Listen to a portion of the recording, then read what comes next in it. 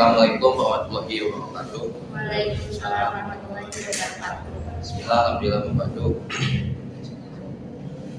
Pertama-tama yang paling utama adalah kita panjatkan puji syukur kita kepada hadirat Allah yang Maha Ghaffur, yang mana berkat kudrat dan ridhonya Allah kita bisa kumpul dalam tempat ini yang mudah-mudahan Allah Subhanahu wa taala memuliakan kita, amin ya Allah ya Rabbal alamin. Salawat serta salam marilah kita limpahkan kepada baginda Nabi Muhammad sallallahu alaihi wasallam wa ala alihi washabbihi ajmain. Dalam kesempatan kali ini insyaallah kita semua akan mempresentasikan sebuah presentasi. Sebelumnya kenalkan dulu nama saya Sarifudin dengan NDM 220310 dan rekan saya ini.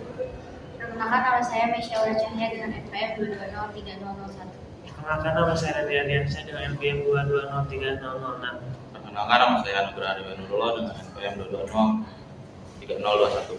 Perkenalkan, nama saya Ilham Maulana dengan NPM 22030554. Perkenalkan, nama saya Salmanuddin Nugroho dengan NPM 22030111. Dalam acara kali ini ada beberapa. Sebelum acara ini dimulai, marilah kita buka dengan acara ini dengan membacakan basmalah bersama-sama. Bismillahirrahmanirrahim.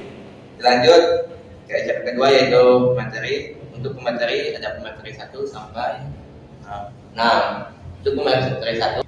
Di sini kita akan membahas tentang penunjukan khusus. Salah satu fungsi dari gambar adalah sebagai alat komunikasi.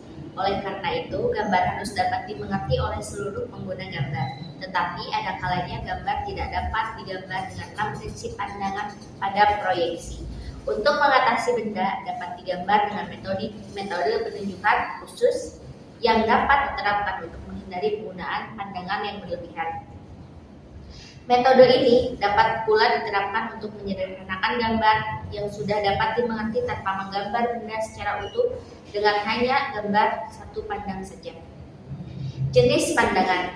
Dalam gambar teknik, terdapat beberapa jenis pandangan yang digunakan untuk memudahkan dalam pembacaan gambar agar dapat dipahami secara lebih jelas. Pandangan dapat gambar umumnya menyatakan sebagai gambaran utama suatu benda, memberikan informasi yang cukup, maka dapat diberikan gambar pandangan lain seperti pandangan atas, pandangan samping, belakang, dan sebagainya. Pada gambar kerja jumlah, pandangan umumnya dibatasi digunakan seperlunya apabila memuat informasi gambar dengan jelas agar gambar kerja lebih efisien, jadi tidak memuat pandangan yang diperlukan. Pandangan depan. Salah satu hal terpenting dalam menentukan pandangan pada gambar teknik yaitu memilih pandangan depan yang tepat, karena gambar pandangan depan menampilkan gambaran bentuk secara umum, dapat dengan mudah dipahami. Selain itu, pemilihan pandangan depan menunjukkan jumlah gambar pandangan yang digambar. Penentukan pandangan depan tidak selalu diartikan sebagai tapak pandangan gambar jika dilihat dari arah depan. Namun, lebih dari itu, pandangan depan diharapkan mampu menjadikan gambar benda secara umum. Misalnya, gambar sebuah benda terlihat lebih jelas apabila pandangan depannya menggunakan sisi samping benda, seperti sebuah pesawat yang akan tampak lebih jelas apabila dilihat dari arah samping. Oleh karena itu, pandangan depan pada gambar pesawat tersebut menggunakan gambar pada sisi samping pesawat. Pandangan tambahan. Pandangan tambahan digambarkan menggunakan bidang bentuk yang terletak dekat dengan bagian gambar posisi tegak lurus arah pandang. Dengan menggunakan pandangan tambahan, dasar proyeksi ortogonal tetap dipertahankan, misalnya untuk menggambar sebuah benda dengan bagian yang miring. Jika digambar dengan menggunakan proyeksi ortogonal, tidak dapat terlihat bentuk kemiringan pada benda. Selanjutnya itu ada pandangan sebagian. Pada suatu kondisi tertentu, suatu benda tidak perlu dilakukan penggambaran secara lengkap, di mana pada kondisi tersebut cukup digambar pada bagian yang diperlukan untuk dibuatkan gambarnya. Pada bagian yang tidak digambar dibatasi oleh garis tipis bebas kontinu. Sedangkan pada kondisi gambar yang terlihat pada pandangan samping yang mengaburkan bentuk benda sehingga menyebabkan kesalahpahaman dalam pembacaan. Pada kondisi tersebut, maka gambar pandangan tidak perlu digambar secara lengkap, namun menggunakan pandangan tambahan. Selanjutnya itu ada pandangan setempat. Selain pandangan sebagian, terdapat pandangan setempat yang memperlihatkan gambar pandangan yang lebih sempit.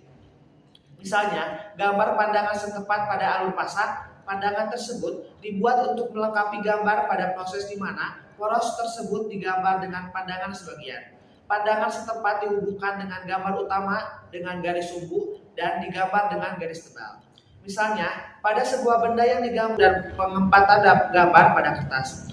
Selanjutnya itu ada pandangan khusus. Pada kondisi suatu gambar di mana gambar pandangan tidak dapat ditempatkan pada pandangan sebenarnya atau pada gambar yang memerlukan pandangan yang berbeda selain yang telah ditentukan, maka dapat menggunakan tanda panah untuk menampilkan penampang gambar yang ditentukan oleh tanda panah. Pada kondisi suatu gambar di mana gambar pandangan tidak dapat ditempatkan pada pandangan sebenarnya atau pada gambar yang memerlukan pandangan yang berbeda. Selanjutnya itu ada pandangan detail. Pada gambar yang membutuhkan detail pada bagian tertentu, pada gambar yang kecil, maka pada bagian tersebut dapat digambar secara detail dengan skala diperbesar. Pandangan detail pada gambar tersebut digambar di tempat lain dan menggunakan tanda atau simbol beserta skala pembesaran yang diterapkan. Kemudian ada penunjukan ukuran yang merupakan syarat penting untuk melengkapi gambar teknik, yaitu mencatat atau menulis semua ukuran yang diperlukan untuk membuat potongan benda kerja. Jangan menulis nilai ukuran terlalu banyak yang tidak perlu atau tidak masuk akal. Cara penulisan ukuran yang benar dalam penunjukan ukuran perlu diperhatikan bentuk-bentuk pokok, bagaimana kita mengukur ukuran saat mengerjakan dengan mesin atau perkakas lain, menetapkan ukuran yang perlu. Kemudian prinsip-prinsipnya: 1. Ukuran yang dibuat harus jelas, sederhana, dan mudah dibaca. Yang kedua, penunjukan ukuran harus diletakkan pada pandangan depan atau pandangan utama suatu benda dan menyatakan semua bagian dari suatu konstruksi benda. 3. Jika memungkinkan semua ukuran diletakkan di luar garis benda.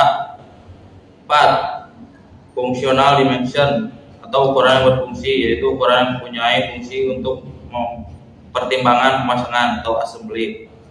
5. Non-functional, yaitu ukuran yang mempunyai fungsi dalam pemasangan. 6. Auxiliary dimension atau AUX, yaitu ukuran batu yang diberikan tanpa toleransi, hanya sebagai informasi.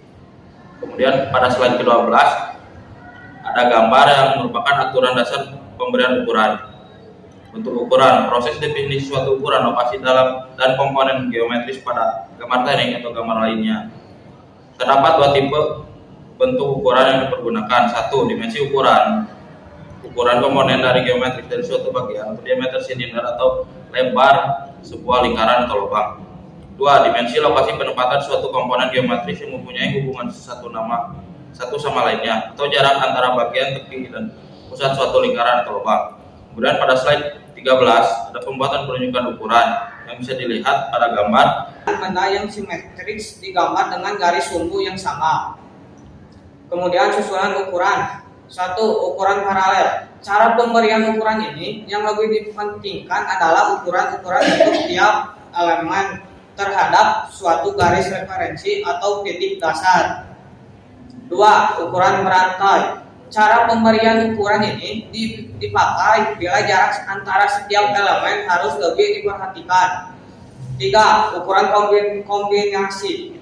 Mengingat berbagai variasi kepentingan, maka pada praktiknya cari inilah yang paling banyak dipergunakan. Sekian. Oke, untuk penjelasan lebih jelas bisa kita lihat pada gambar dan pada penjelasan bisa kita ulang lagi. Mungkin untuk presentasi kali ini cukup sekian dari kami semua. Wabillahi taufiq wal hidayah. Mohon maaf banyak kekurangannya.